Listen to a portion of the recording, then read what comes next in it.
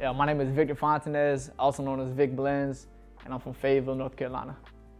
Yeah, I started cutting hair my senior year of high school because it was supposed to be my side hustle. I thought I was gonna go to college, like a lot of my peers, and I was supposed to just cut hair in the dorms. I wanted a side hustle. I was working in the restaurant. I was tired of working in the restaurant. I need something new. Sat down in the barber chair and I asked my barber one day, yo, what should I do to make money in college? And he was like, yo, you should learn how to cut hair. You'll make money for the rest of your life. So the hustle in me at 18 heard rest of my life and money in the same sentence. And I was like, yo, I gotta see how much I can make. And I knew I couldn't go to college. I remember having all my classes picked out, paid for. I had a lanyard, backpack, hoodie to school, and then last minute I just couldn't do it. And I knew that the opportunity I had now to do something with my age, with barbering, and with my career would only last this long. But I can always go back to college as an adult later, maybe harder, but it would always be there for me. But I didn't want to waste the opportunity to be able to inspire my generation. I got my first tattoo the week I turned 18. I told my mom I was gonna get the tattoo. I told her before, I'm gonna go get tatted when I turn 18. Don't do it. She said, don't do it, don't do it, don't do it. I'm like, I'm gonna do it. I'm just letting you know. And not like I say I'm asking for permission, I'm just kind of letting you know I'm 18 now. You know what I mean? I'm an adult. So I'm gonna go get tatted. So, it was the time that I first started cutting hair. I was in my first year of cutting. I really wasn't even that good, but I really believed deep down that this was gonna be my life. This was gonna open up doors for the rest of my life. And my first tattoo was the tattoo I got on my arm right here. It's a clipper and it has a heart for the motor because I feel like that's where my heart was at, was within my craft. And then it says barber life on my wrist. Typical barber tattoo, but it's huge. It's like my whole form, but I just wanted to prove to everybody that I'm dead serious about this. Like I know it's gonna be for my life. And I remember my dad telling me, yo, you might do this for the next couple years and move on to something different. And that is true now. We're excelling at different things, but barbering is definitely, gonna be part of my life forever.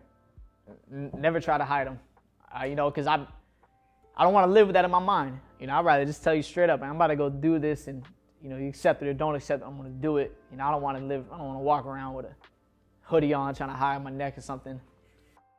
Which one's your favorite tattoo? Favorite, I can't even, you can't really say favorite. It's like asking which one of your kids is your favorite kid. I always say my neck, really. The world on my neck that says create yours is really important to me because when you do grow up in a city that you feel like doesn't have a lot of opportunity for you, a lot of resources, you gotta create your own world. And sometimes you can't control where you at physically. I may be stuck right here wherever I'm at, and I can't change that, but I can change the way that I think about myself, the way that I think about the world, the way that I, what kind of music I listen to, what kind of TV shows I like. That's your world, man. Whatever's going on in your head is your world. And you can control that regardless of where you're at. So the world on my neck would create yours just reminds me that, anywhere that I step, just create your own world. Just like we here in Inked magazine and I got my closest people with me, man, I'm just trying to create my world wherever I'm at, keep my peace. Probably my most iconic tattoo. Everybody always asks me, what's the 26 on your neck? It's the 2-6. I'm from Fayetteville, North Carolina. That's our district code, the 26th district. We just call it Ville 26. You'll hear it in a lot of J. Cole music. Everybody shouts out to 26. It's just a homage to home. But it's extremely important to me because wherever I'm at, even in this interview, any stage I get on, I just wanted my city to know that, it's possible to be there. Yeah, I love it, man. It's my neck is like some of my favorite tattoos. I don't even know if I'll ever do the middle, just because I think these two right here they speak for itself. So it's a movie, Paid in Full. It's my favorite movie. Okay. That movie has a lot of life lessons in it that I think I carry on with my life. And one of the most famous quotes in that movie, Ace says, everybody eats. And that's something that I carry through my life, through my business, through my personal life. I make sure that everybody around me has an equal opportunity to eat for themselves, I try to just not live selfish with my life and all the blessing that God gave me. So that movie's classic, man. Probably one of the best movies of all time. Yeah, I got a VB, Vic Blends logo. I mean, if you believe in your shit, you gotta stand on it, and I'm willing to get it tatted. That's how much I believe it.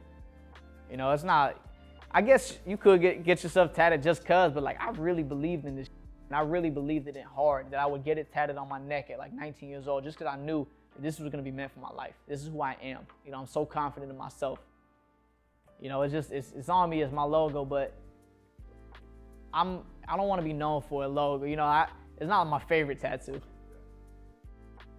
That's gotta have to have been a big thing, right? You can't change your logo now. Can't change your logo. You know, I actually got a worse logo story.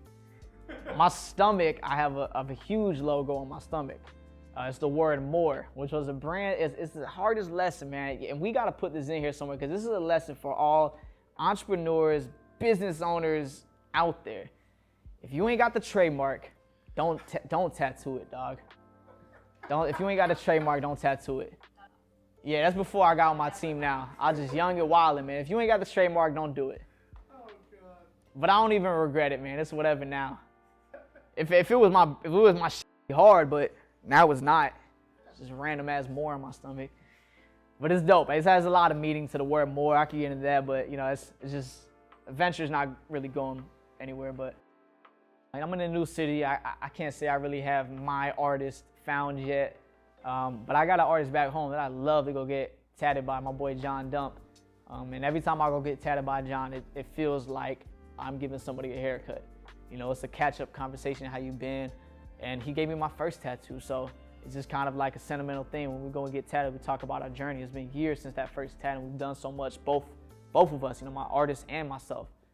So, you know, every time I go back, it's a nostalgic feeling. I'll go get random tattoos all in Atlanta. You know, I'll go to anybody, really. And how's that, like, the emotional connection there different? Because I think I opened up more. Like, I'm more open to getting different tattoos now than I was early. You know, because everybody tells you, yo, you better be, you know, you got to marry your tattoo. You got to love it. You got to, you know, it's got to be serious, a serious deal. And then, like, you know, hey, life is short, man. Life is really, really short. And if there's something that I feel like I want to get on my body, like, you know, I'm just going to go ahead and do it. So I have some tattoos that really mean nothing on me, and then I have some tattoos that mean the world to me. But, you know, I just appreciate the art of it. I appreciate the way it makes me feel when I get them, and, you know, yeah.